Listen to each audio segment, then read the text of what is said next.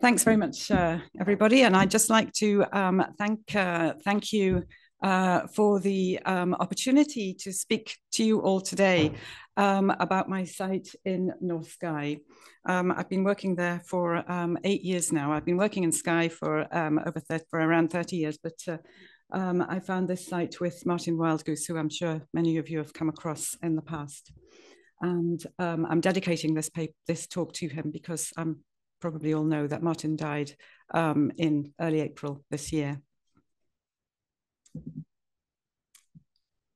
So I'm just keeping to my notes so that I don't go over time. So this is just to provide a bit of a context. It was only quite recently, and actually primarily due to the work of Torben Ballin, who's not here, that it became evident that there was a late Upper Paleolithic occupation. People came to Scotland in the late Upper Paleolithic.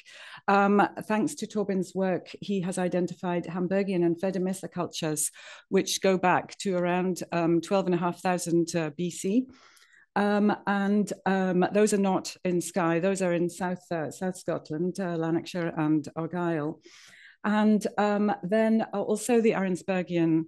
Now, the Ahrensburgian, you can see here on the top, this is a very sort of generic plan map of the timescales, and this is incredibly important in this time period. We've got 5,000 years of extremely fluctuating climate during this time, and obviously that has a huge would have had a huge impact on the people who came and moved into Scotland. If you imagine that we're talking today about 1.5 to 2 degrees warming since the industrial period, if you look at the drop between the Allerud and the Dryas, that occurred in a period of around 200 years, and that was 6 degrees, around 6 degrees. And then at the end of the Younger Dryas, that enormous rise in temperature occurred between 10 and 20 years, and that's a rise of around 10 degrees.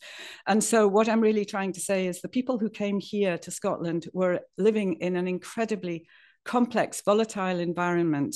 You have a combination of ice sheets, increasing ice sheets, melting ice sheets, climate change that was more dramatic than anything we could possibly ever imagine now.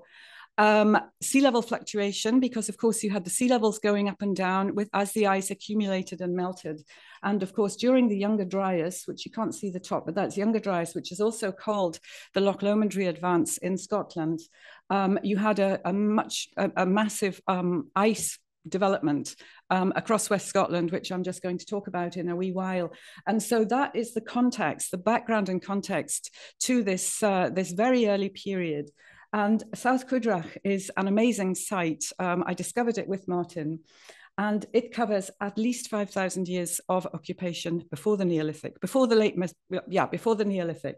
We've got evidence from the late Mesolithic, the early Mesolithic, and through into the late Upper Paleolithic. We know almost certainly Ahrensburgians were there. We still don't know, and we don't have specific evidence yet for anyone earlier, but we have a good 5,000 years already of occupation, which is probably one of the longest permanently occupied sites in Scotland. Everyone's going to complain at me about that because I don't know an awful lot about later periods, but there we go. I am a Paleolithic archaeologist primarily.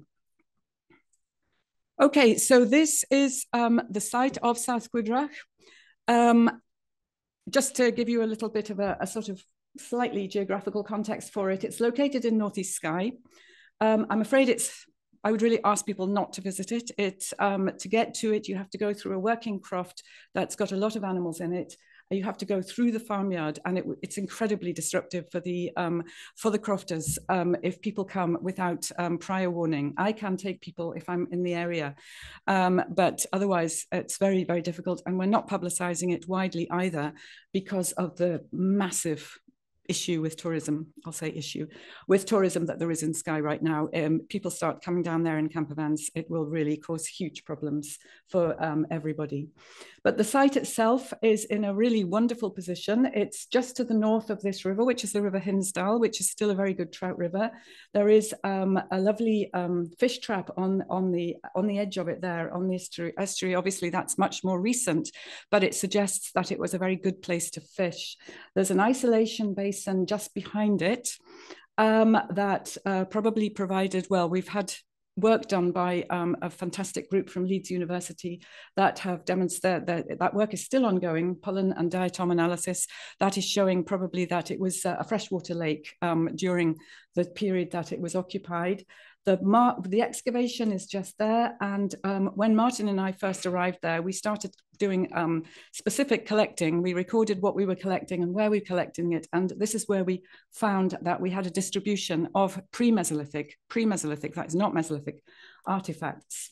So this was the site that greeted us when we got there. Although Martin and I had been there several times over the previous few years, when we got there this time, the crofter had cut a new track right through the raised beach, and we got there, and lying all over the ground were these huge black lithics that had nothing to do with anything that we'd ever seen before in this area, or in Scotland, in fact. And so this is what we came across, and we realized that this was a pre-Mesolithic site.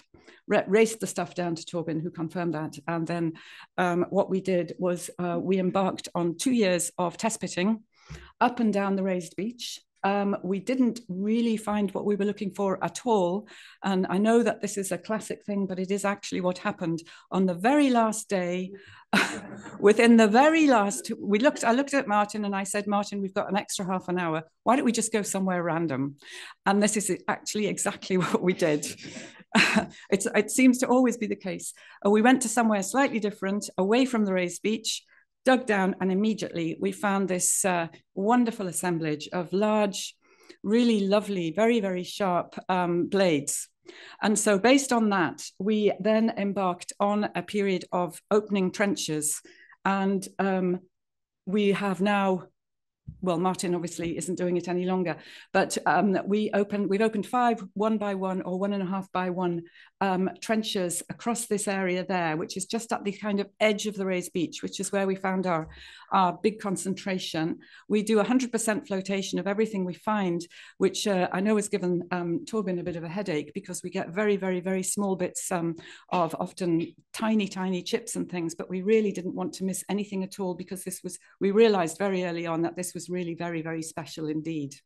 And so we have a really nice big assemblage now of artifacts. Now, I'm not going to bore you all with lots and lots of pictures of stone tools, but these are some wonderful examples of the type of thing we're finding. And any of you who know anything about lithic technology in Scotland will realize that these are quite and entirely different to the Mesolithic and later period artifacts that you find across Scotland. They're huge. Absolutely huge. And we have certain features that are very characteristic of the late Upper Paleolithic. For example, these opposed platform technique cores, which don't occur anywhere else. And these are very characteristic of the late Upper Paleolithic. We've also got fragments of Ahrensburgian points. And these are, I put them in because they're my absolute favorites. These are burins. Burins are huge artifacts. You get some very, very small ones sometimes in Mesolithic assemblages, but these are enormous. And they only occur in the late Upper Paleolithic. And so, and they're really beautiful artifacts, I have to say, but I'm a bit, they are my absolute favorites. And so there's consistent evidence to show that this is a late Upper Paleolithic site. Another thing that we found when we did our surface collection, we have a combination of very sharp material, very sharp artifacts that had clearly not been rolled very much, and some very heavily rolled artifacts, suggesting that they'd moved a lot. And so I'm going to come back to that in a minute. These have obviously been rolled around, probably from offshore, for quite a long period of time to make them quite so rolled. So one of the challenges was, because when we started digging down into the raised beach, and this I found very confusing at the beginning, and I called in the Leeds University team, who were absolutely wonderful, led by Natasha Barlow, and they sorted it all out for me. So we have inverted stratigraphy. So as we dug through the raised beach, we were collecting all these late Upper Paleolithic artifacts. Then we suddenly hit a Mesolithic horizon. And this is an in situ Mesolithic, actually, it's a Mesolithic hut. And we've got hearths, and we've got a very clear in situ late Mesolithic level there. We did radiocarbon dates. We took some radiocarbon dates from one of the hearths. And that's absolutely great, because we're now working with sea level people and providing them with maximum dates for the sea level ingress in the main post-glacial shoreline, which is called the Blair Drummond shoreline. And so because I'm a Paleolithic archaeologist, I hadn't really thought of a Holocene raised beach. But of course, this raised beach is related to the main post-glacial Blair Drummond shoreline, which came in after the Mesolithic. And as I say, our dates there are around 6,500 years ago, which gives them an absolute clear maximum date for the ingress or for this shoreline in Northeast Skye.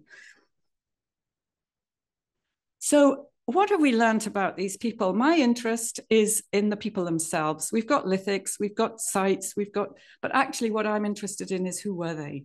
And it's quite difficult because we don't have an awful lot of information.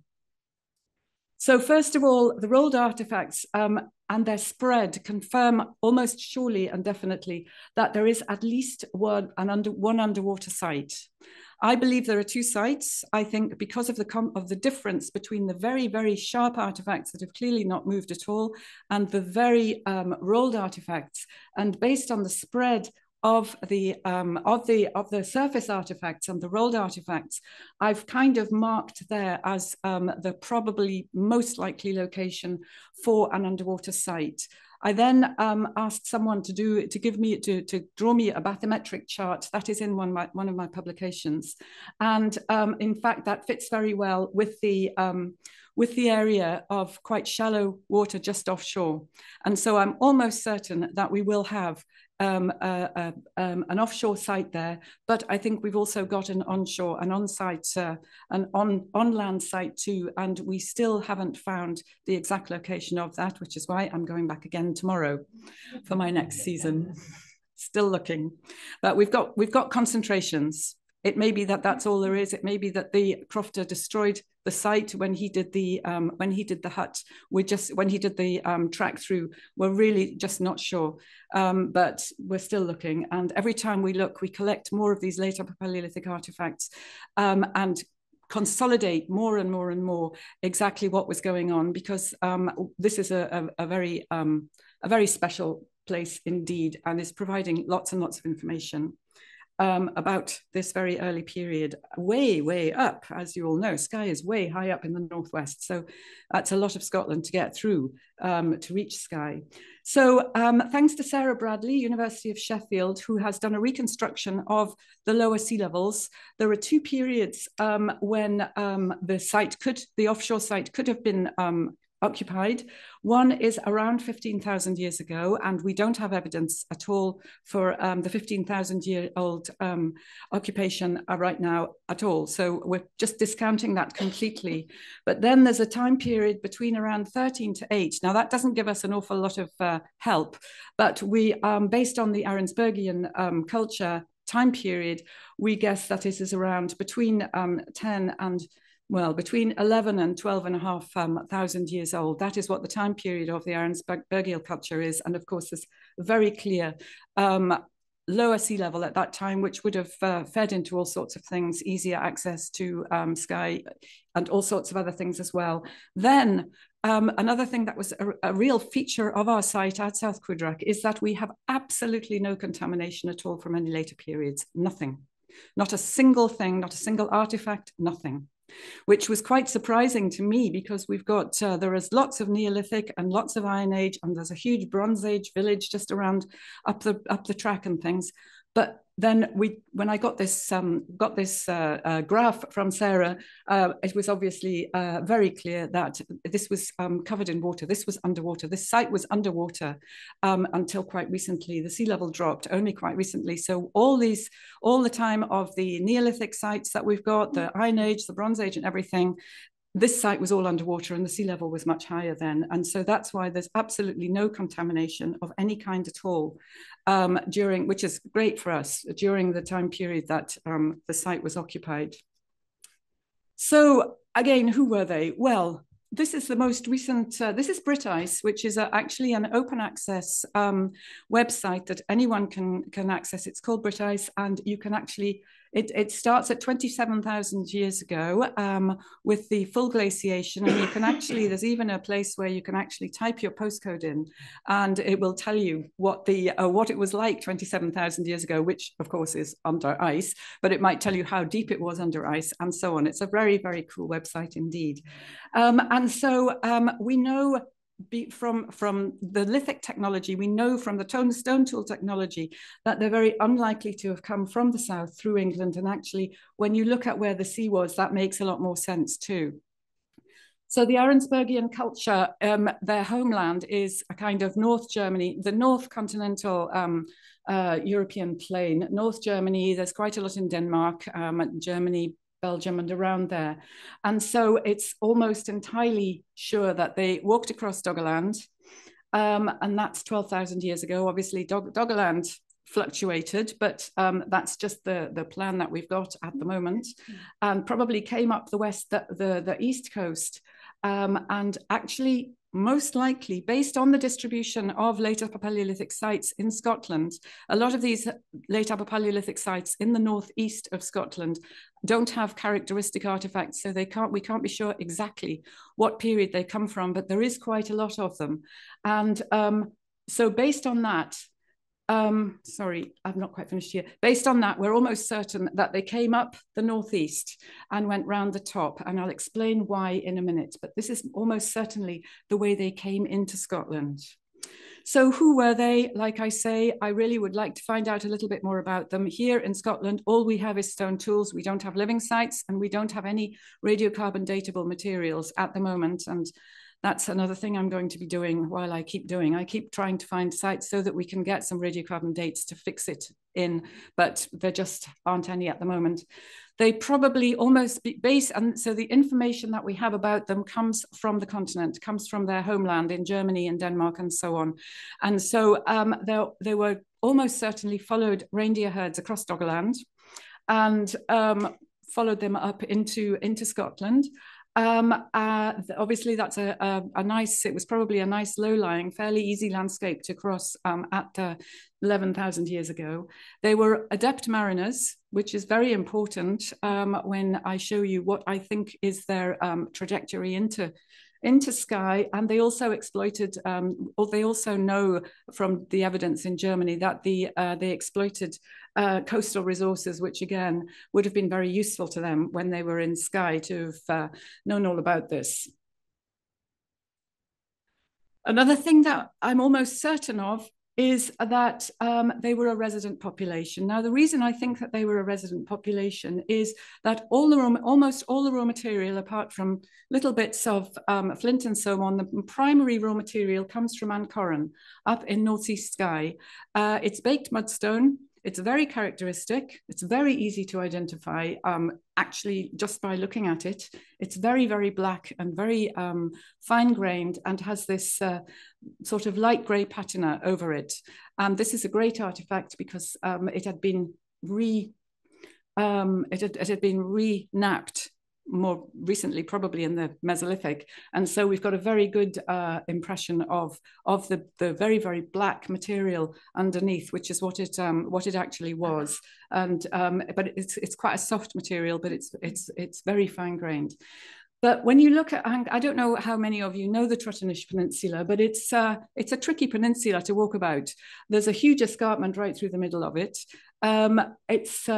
The landscape is quite difficult. It's not somewhere you just, going over to South Cuidrach is not something you do, in half an hour to run up and collect your raw material and then race back. The fact that the raw material site was on one side of the Trotternish Escarpment and the South Cuidrach was on the other side of the Trotternish Escarpment represents quite a big trip around, either through the escarpment, and you have to navigate your way through it. There are one or two places where you can get through it, otherwise you can't. or you have to go all the way up and around the top or down around the bottom. This isn't something that they just sort of nipped out and, no, I'll just grab another bit of raw material and head on my way. I think they were living there. So I think it was probably a resident population who was living there, and who, so there will be more sites. Whether we find them or not, that's another question, but there will be more sites. Why South Cudrach? Well, we have some absolutely beautiful worked out ochre artifacts. Now, these are all Mesolithic, but when you walk around the beach, you find ochre, you pick it up. And there is an ochre seam running right through Trotternish that outcrops sort of on the next peninsula across in front of South Cudrach. And so I think it's quite possible that they were there, not only because it's a really wonderful environment for them to have lived there and for all their resources and things, but also possibly for their ochre. I can't be sure about that, but I think it's a possibility. So this is the trajectory that I believe that they made. The white is the reaccumulation, the redevelopment of ice during the Younger Dryas, the Loch Lomond re-advance. And so they couldn't get directly to Skye, just crossing the Great Glen and across, because it wasn't accessible. The sites that there are up the northeast coast, obviously the northeast coast is an environment and a landscape that was much more familiar to them. It was more like what there is in North Germany, more like what there is in Doggerland. And so they probably went up and around the north. There's one Ahrensburgian artifact at Shieldig up in the northwest. And so I think that rather than simply coming up through the south, which they couldn't have done except by boat because of the ice accumulation, they probably most likely went up and around the north and down. They did not go up the west coast, which is surprising because there are Ahrensburgian points at Tyree and Isla. There's some evidence in Isla and so on, but we have and this was a sort of really important negative piece of evidence that we've got, no rum bloodstone at all until the early Mesolithic. And so they did not go up the west coast. They did not sail up the west coast. 2 minutes.